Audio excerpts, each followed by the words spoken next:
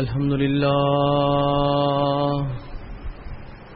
هو الله الذي لا إله إلا هو عالم الغيب والشهادة هو الرحمن الرحيم هو الله الذي لا إله إلا هو الملك القدوس السلام المؤمن المهيمن العزيز الجبار المتكبر سبحان الله عما يشركون هو الله الخالق البارئ المصور له الأسماء الحسنى يسبح له ما في السماوات والأرض وهو العزيز الحكيم إن الحمد لله نحمده ونستعينه ونستغفره ونعوذ بالله من شرور أنفسنا ومن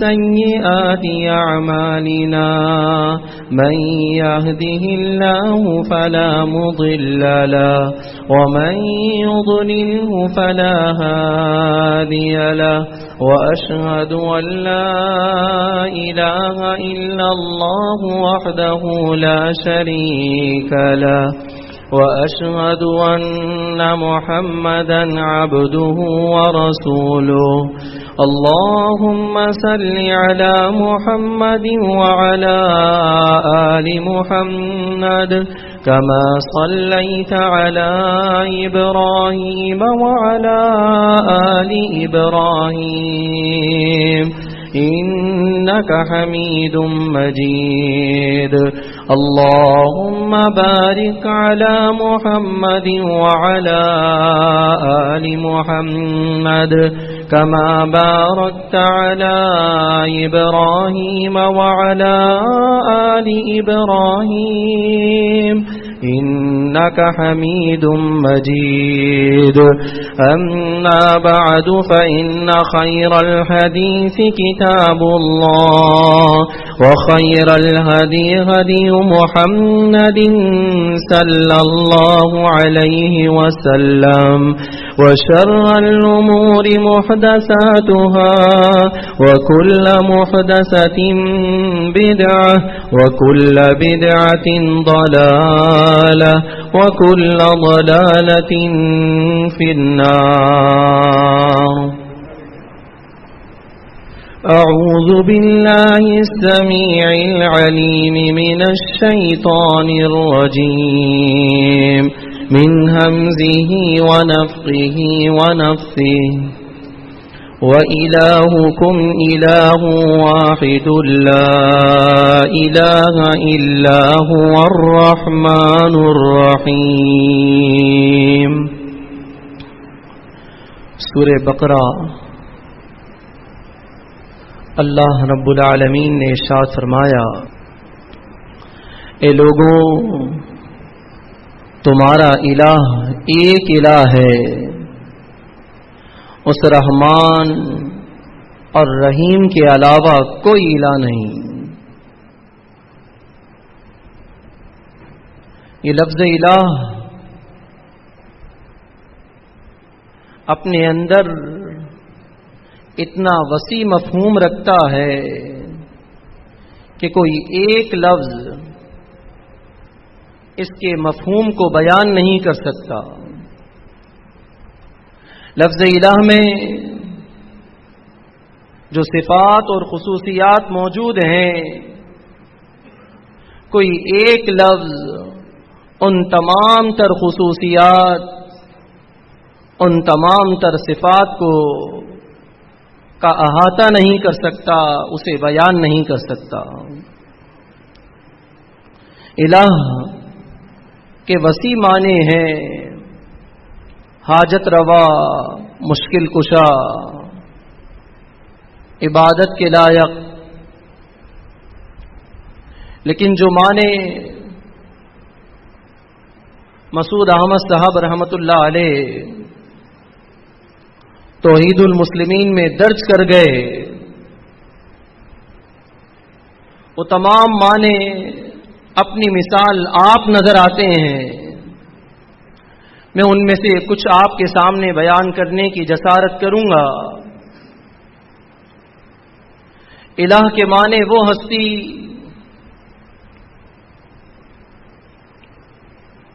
جو حاکم ہے، جسے بادشاہ حقیقی مانا جائے.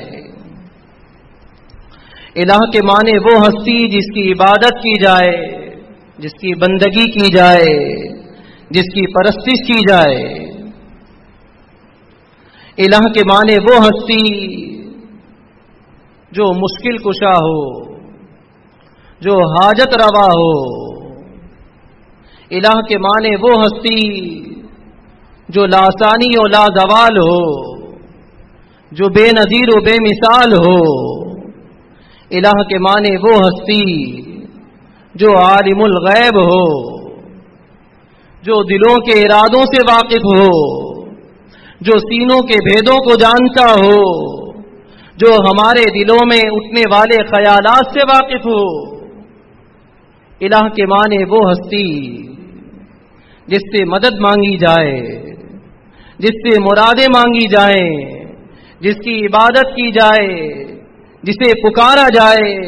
الہ کے معنی وہ ہستی جو ہر ایک کی پکار ہر جگہ سے سن سکتا ہو اور اس کی پکار کا جواب دے سکتا ہو. الہ کے معنی وہ ہستی ہے جو بے عیب ہو، جو تمام نقائص سے منزہ ہو. ایسے تمام تر معنی جو اپنی مثال آپ ہیں، یقیناً وہ انگنت ہیں. وہ اس ایک الہ کی تمام تر جو اس کے اندر اللہ رب العالمین نے رمز پوشیدہ رکھا ہے، یعنی توحید کے تمام تر پہلو اس لفظ الہ میں سمو دیے گئے ہیں. یہی وجہ ہے کہ اگر کوئی شخص لا الہ الا اللہ کا اقرار کرتا ہے، لا الہ الا اللہ کہتا ہے، تو اس کے کہنے کے بعد مزید اور کچھ کہنے کی گنجائش باقی نہیں رہتی. لفظ الہ کے اندر جو تفصیلات بیان کی جاتی ہیں، جو تمام کی تمام اللہ کی وحدانیت سے متعلق ہیں، چاہے اس کی توحید کا بیان کیا جائے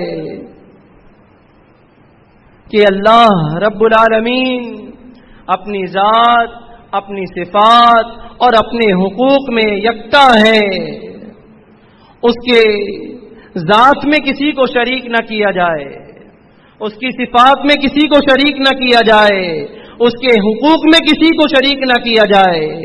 وہ تمام کی تمام باتیں جو اللہ رب العالمین کی ذات سے متعلق ہوں، چاہے وہ اللہ کی صفات سے متعلق ہوں، چاہے وہ اللہ کے حقوق سے متعلق ہوں، وہ اس لفظ الہ کی تشریحات اور توضیحات ہیں جو ہم سنتے ہیں.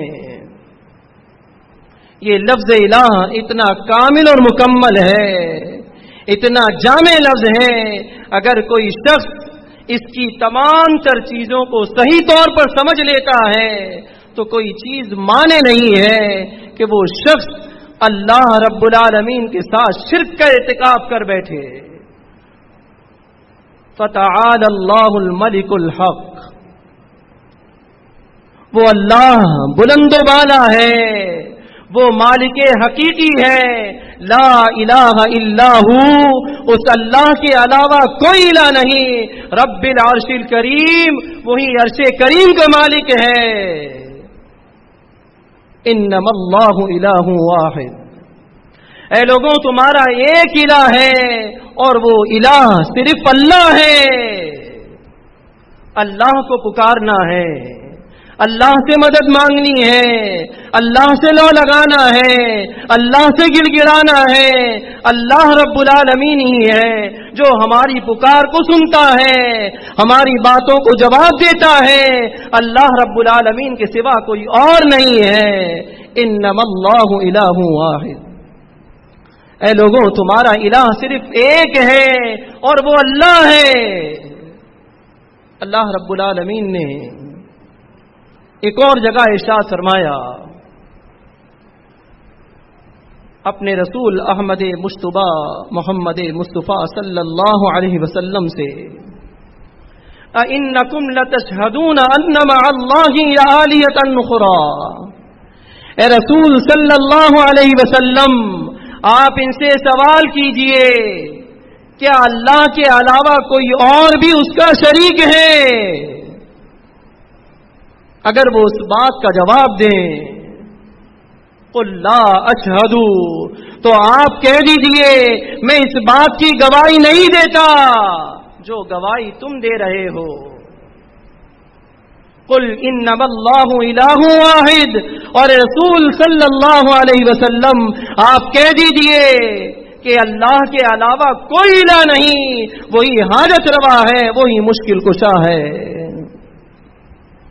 اننی انا بریء مما تشرکون، اور جو کچھ بھی تم اللہ کے ساتھ شرک کر رہے ہو میں اس سے بری ہوں، میں اس سے اللہ رب العالمین سے پناہ میں آتا ہوں، اللہ کے رسول صلی اللہ علیہ وسلم سے۔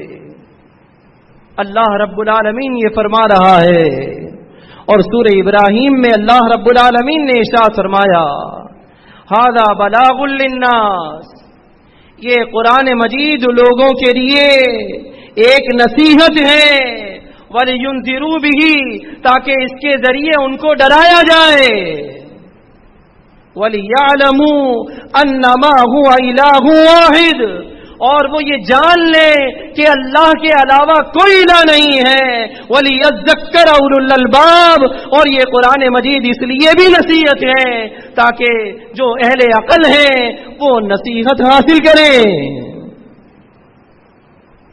اللہ کے علاوہ کوئی الہ نہیں ہے، ہمارا الہ صرف ایک ہے،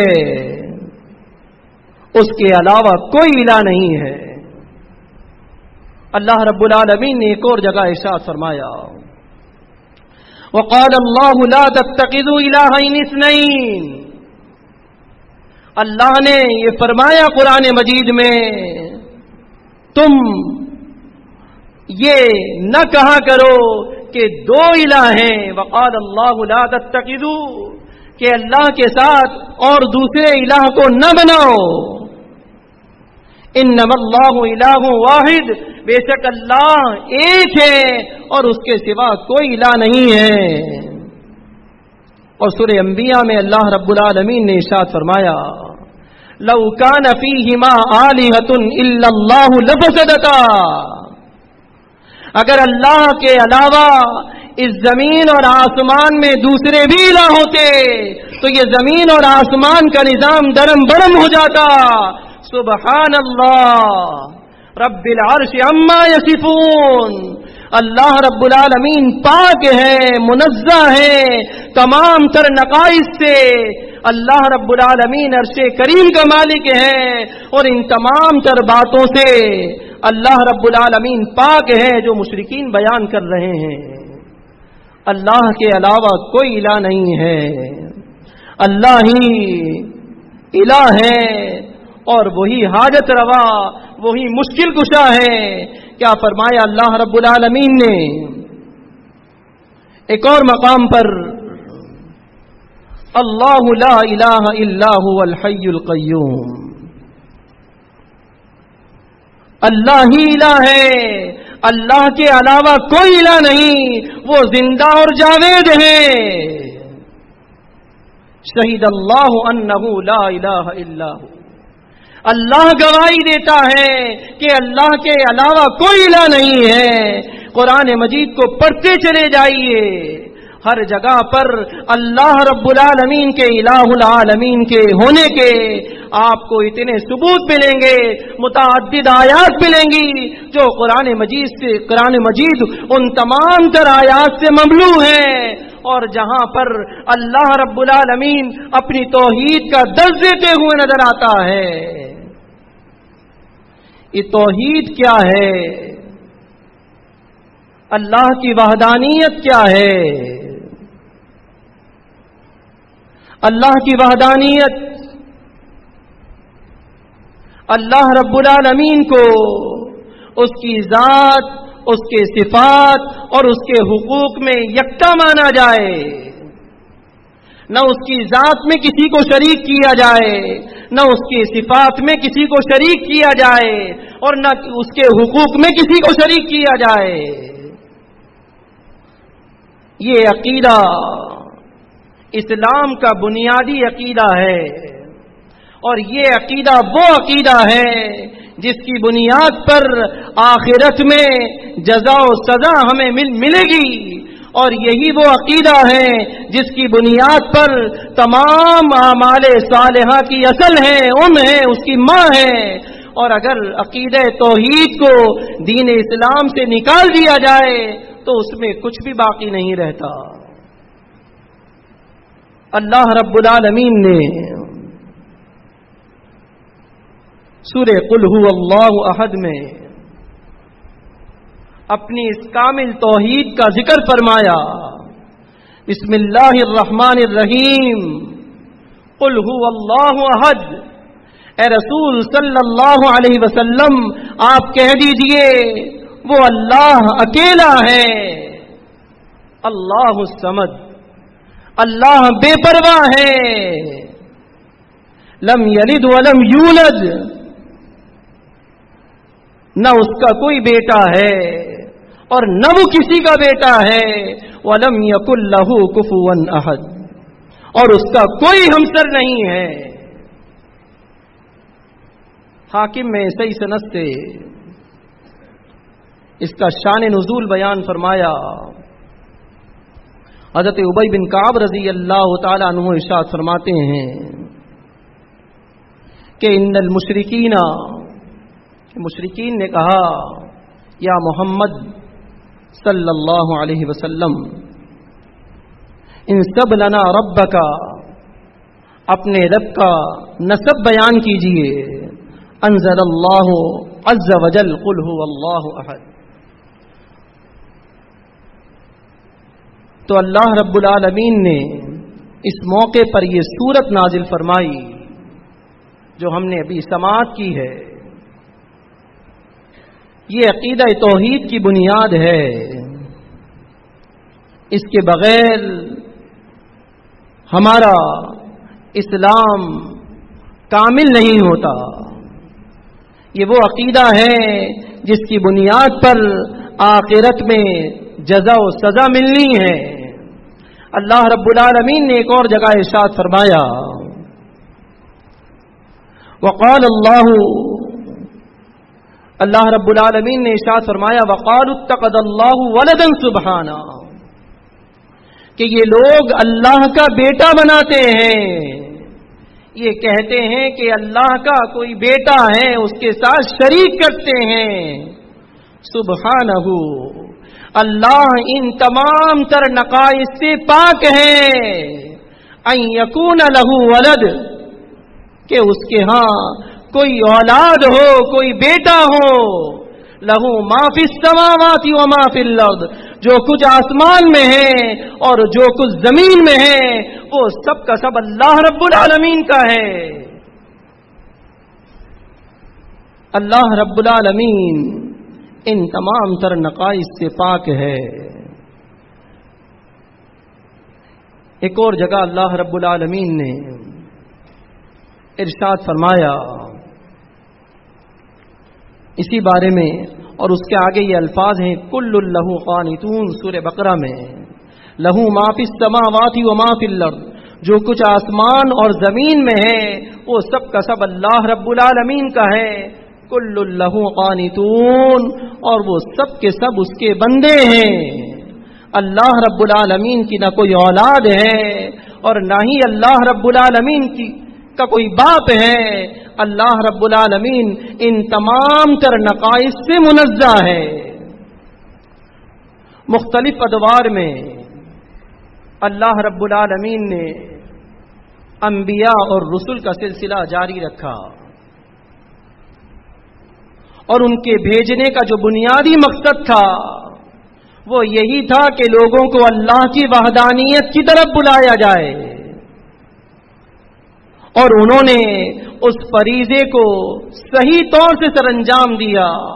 اللہ نے قرآن مجید میں ارشاد فرمایا سورہ انبیاء میں، وَمَا أَرْسَلْنَا مِن قَبْلِكَ مِن رَّسُولٍ، اے رسول صلی اللہ علیہ وسلم، ہم نے آپ سے پہلے جو رسول بھیجے، إِلَّا نُوحِي إِلَيْهِ، ہم نے ان کی طرف وحی کی، لا الہ الا هو فانا لا الہ الا هو فانا فاعبدون، ہم نے ان کی طرف وحی کی کہ اللہ کے علاوہ کوئی الہ نہیں ہے اور میں ہی تمہارا الہ ہوں اور تم مجھ ہی سے ڈرو۔ اور تمام انبیاء علیہ الصلاۃ والسلام نے اس کام کو زور و شور سے سر انجام دیا، کوئی دقیقہ اس معاملے میں فروگزاش نہیں کیا، لوگوں کو اللہ کی وحدانیت کی طرف بلایا، لوگوں کو ایک اللہ کی عبادت کی طرف لوگوں کو لگایا اور اس کے لیے محنت کی، چاہے وہ حضرت نوح علیہ الصلاۃ والسلام ہو، حضرت ابراہیم علیہ الصلاۃ والسلام ہو، حضرت اسماعیل علیہ الصلاۃ والسلام ہو، حضرت یوسف علیہ الصلاۃ والسلام ہو، تمام انبیاء علیہ الصلاۃ والسلام نے اس کام کو سر انجام دیا۔ اور یہاں پر اللہ رب العالمین نے یہی فرمایا، اے اللہ، ہم نے آپ سے پہلے جتنے نبی بھیجے، جتنے رسول بھیجے، انہیں یہی وحی کی کہ اللہ کے علاوہ کوئی الہ نہیں، اور یہی کام محمد الرسول اللہ صلی اللہ علیہ وسلم نے سر انجام دیا۔ لیکن جب انبیاء جاتے رہے، رسولوں کا سلسلہ، رسول اس قوم سے جاتے رہے، تو اس کے بعد کے لوگوں نے ایسے کام سر انجام دیے کہ انہوں نے وہ جو واحد الہ تھا، جو ایک الہ تھا، اس کے کئی شریک بناتے چلے گئے، یہاں تک کہ جو لوگ جس چیز سے متاثر ہو جاتے، جس چیز سے حیران ہو جاتے، اور جو چیز انہیں حیرت زدہ کر دیتی یا جو چیز سے وہ ڈر جاتے، ان تمام کو وہ اللہ کا درجہ دیتے چلے گئے۔ اور سورہ نوح میں اللہ رب العالمین نے حضرت نوح علیہ الصلاۃ والسلام کے قوم کے بارے میں فرمایا کہ انہوں نے اپنے جو قوم کے بزرگ تھے، ود و سوا، یغوث و یعوق اور نصرہ جو ہیں، ان کی پرستش انہوں نے شروع کر دی، ان کے بت بنا لیے۔ اسی طرح فرعون نے یا نمرود نے الوہیت کا دعویٰ کیا۔ یہ تمام تر معاملات اسی طرح چلتے رہے، جب انبیاء آتے تو وہ اس توحید کو جگا کر چلے جاتے، اور جب چلے جاتے تو وہ لوگ جو ناخلف تھے وہ اللہ کی وحدانیت سے لوگوں کو گمراہ کرتے، اور پھر وہ کسی نہ کسی کو معبود بنا لیا کرتے تھے، یہاں تک کہ حضرت موسیٰ علیہ الصلاۃ والسلام نے دین اسلام کی دعوت دی، لوگوں کو اللہ کی وحدانیت کی طرف بلایا، اللہ اکیلے کی طرف بلایا۔ جب وہ چلے گئے تو یہودیوں نے ان کے بعد حضرت عزیر کو جو ہے اللہ کا بیٹا بنا لیا، اور بالکل اسی طرح عیسیٰ ابن مریم علیہ الصلاۃ والسلام نے اللہ کی وحدانیت کی طرف بلایا، لیکن جب وہ چلے گئے تو ان کے پیچھے انہوں نے عیسیٰ علیہ السلام کو اللہ کا درجہ دیا، اور پھر بعد میں وہ لوگ تثلیث کے یعنی 3 خداؤں کے قائل ہو گئے۔ اللہ رب العالمین نے قرآن مجید میں نقشہ کھینچا، لقد کفر الذین قالوا ان اللہ ثالث ثلاثہ، یقیناً وہ لوگ کافر ہیں جو یہ کہتے ہیں کہ ان 3 میں سے کوئی ایک الہ ہے۔ لقد کفر الذین قالوا ان اللہ ثالث ثلاثہ انما اللہ الہ واحد، اے لوگوں اللہ تو صرف ایک الہ ہے۔ لقد کفر الذین قالوا ان اللہ هو المسیح ابن مریم، یقیناً وہ لوگ کافر ہیں جنہوں نے یہ کہا کہ عیسیٰ ابن مریم کو اللہ بنا دیا۔ لقد کفر الذین قالوا ان اللہ هو المسیح ابن مریم وقال المسیح ابن مریم یہاں تک کہ عیسیٰ ابن مریم نے تو یہ کہا تھا اعبد اللہ، اے میری قوم اللہ کی عبادت کرو، ربی و ربکم، وہی میرا بھی رب ہے اور وہ تمہارا بھی رب ہے۔ ان ظالموں نے عیسیٰ علیہ السلام کو اللہ کا درجہ دے دیا۔ سورہ توبہ میں اللہ رب العالمین نے ارشاد فرمایا وقال اللہ لا تتخذوا، وقالت اليهود عزير ابن الله وقالت النصارى المسيح ابن الله، یہودیوں نے کہا کہ عزیر علیہ السلام اللہ کے بیٹے ہیں، اور عیسائیوں نے کہا کہ عیسیٰ ابن مریم اللہ کے بیٹے ہیں۔ ذالک قولهم بافواہہم، یہ تمام کی تمام ان کے منہ کی باتیں ہیں۔ یظاہرون قول الذین کفروا من قبلہم، یہ وہ لوگ ہیں جو ان سے پہلے بھی جو اہل کفر تھے وہ بھی اسی طرح کی باتیں کیا کرتے تھے۔ قاتلہم اللہ انا یؤفکون، اللہ رب العالمین نے انہیں برباد کر دیا، دیکھتے نہیں یہ کہاں بھٹکے چلے جا رہے ہیں۔ اللہ رب العالمین ایک ہے، وہ اللہ اکیلا ہے، اس کے سوا کوئی نہیں ہے، کوئی اس کا شریک نہیں ہے۔ یہ بات اللہ رب العالمین کو اتنی گرا گزرتی ہے، اتنی تکلیف دیتی ہے کہ اللہ کا بیٹا بنایا جائے یا اللہ کے ساتھ کسی کو شریک کیا جائے۔ وقالوا اتخذ الرحمن ولدا، سورہ مریم۔ اے رسول صلی اللہ علیہ وسلم، یہ کہتے ہیں انہوں نے رحمان کا بیٹا بنایا ہے۔ وقالوا اتخذ الرحمن ولدا لقد جئتم شيئا ندا، اے رسول صلی اللہ علیہ وسلم آپ ان سے کہہ دیجئے یہ جو تم کہتے ہو یہ بہت بڑی بات ہے۔ وقالوا اتخذ الرحمن ولدا لقد جئتم شيئا ندا تكاد السماوات يتفطرن، یہ اتنی بڑی بات ہے کہ قریب ہے کہ آسمان پھٹ جائے، وتنشق الارض، اور زمین شق ہو جائے، وتخر الجبال هدا، اور پہاڑ ریزہ ریزہ ہو کر اس زمین پر گر پڑے۔ یہ بہت بڑی بات ہے کہ تم رحمان کے لیے بیٹا مقرر کرتے ہو۔ وَتَخِرُّ الْجِبَالُ هَدًّا أَن دَعَوْا لِلرَّحْمَنِ وَلَدًا، یہ کام اس لیے ہے کہ انہوں نے رحمان کے لیے بیٹا منتخب کیا ہے۔ أَن دَعَوْا لِلرَّحْمَنِ وَلَدًا وَمَا يَنبَغِي لِلرَّحْمَنِ وَلَدًا، رحمان اس لیے نہیں ہے کہ تم ان کے لیے بیٹا منتخب کرو۔ وَمَا يَنبَغِي لِلرَّحْمَنِ وَلَدًا، بلکہ زمین اور آسمان میں جتنے بھی لوگ ہیں اللہ آتی الرحمن عبدا، وہ تمام کی تمام اللہ کے سامنے پیش کیے جائیں گے۔ وَكُلُّهُمْ آتی، اور لقد احصاهم وعدهم عدا، اور اللہ رب العالمین نے ان تمام تر لوگوں کو گھیرا ہوا ہے، ہر ایک کو اللہ رب العالمین گن چکا ہے۔ وَكُلُّهُمْ آتِيهِ يَوْمَ الْقِيَامَةِ فَرْدًا، اور قیامت کے روز اللہ رب العالمین ان تمام تر لوگوں کے پاس فردن فردن آئے گا۔